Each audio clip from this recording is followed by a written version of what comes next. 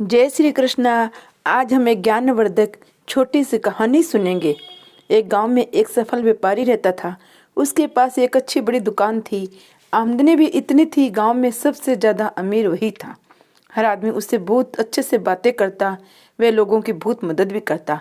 वह दिन रात मेहनत और बाकी समय में पूजा पाठ भी करता कि बहुत इज्जत करते थे। उस व्यापारी की एक बुरी आदत थी। वह जल्दी गुस्से में आकर लोगों से बुरा भला कह देता था, जिससे गांव के बहुत से लोग उससे नाराज रहते। जब वह नाराज लोगों को मनाने जाता, लोग नहीं मानते तो उसको और गुस्सा आता और वह और बुरा भला कह देता। फिर बाद में व्यापारी को बहुत बुरा लगता। एक बार एक गांव में बहुत संत ज्ञानी आए। कुछ ही दिनों में दूर दूर तक उसके ज्ञान के चर्चे होने लगे कि संत महात्मा बहुत ही ज्ञानी हैं।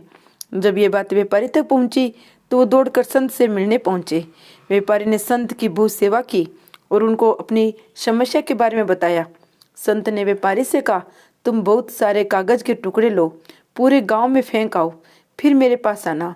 व्यापारी बिना सोचे समझे दिन भर कागज के छोटे छोटे टुकड़े पूरे गांव में फैला देता है और फिर संत के पास पहुंच जाता है।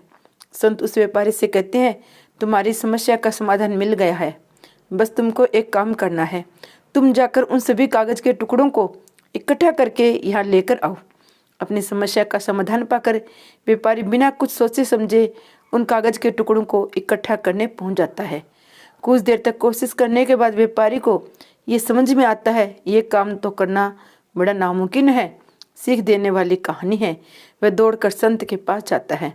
कहता है, आपने काम दिया वो तो बड़ा असंभव है, मैं चाहकर भी उसको पूरा नहीं कर सकता। संत मुस्कुराते हुए कहते हैं, बेटा मैं भी यही कहना चाहता हूँ। किसी को कहे अब शब्द वापिस नहीं आ सकते, इसलिए हम हमेशा सोच समझ कर बोलना चाहिए।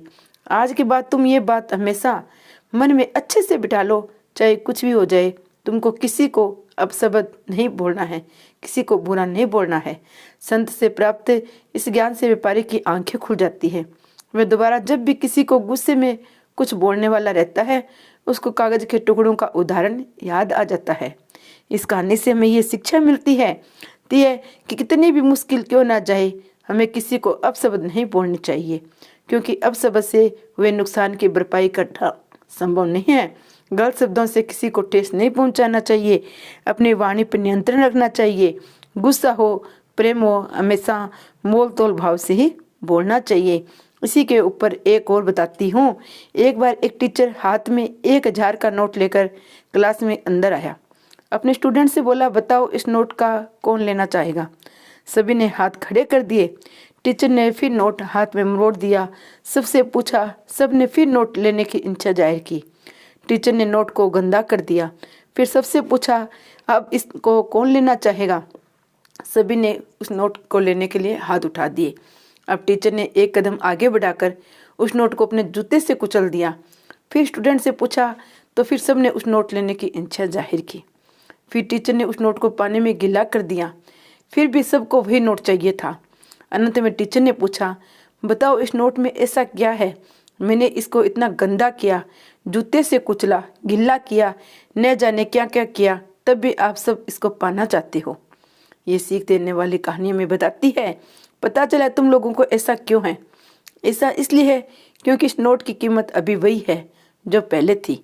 इसलिए जीवन में एक बात हमेशा याद रखना, तुम अपनी कीमत कभी मत गिनना। तुम्हारे जैसा दूसरा कोई नहीं है इस संसार में। जीवन में चाहे कितनी भी मुश्किल बुरा वक्त आए, तुम अपनी कीमत मत गिनना। जीवन में ये संदेश है, तुम लोगों को हमेशा याद रखना है।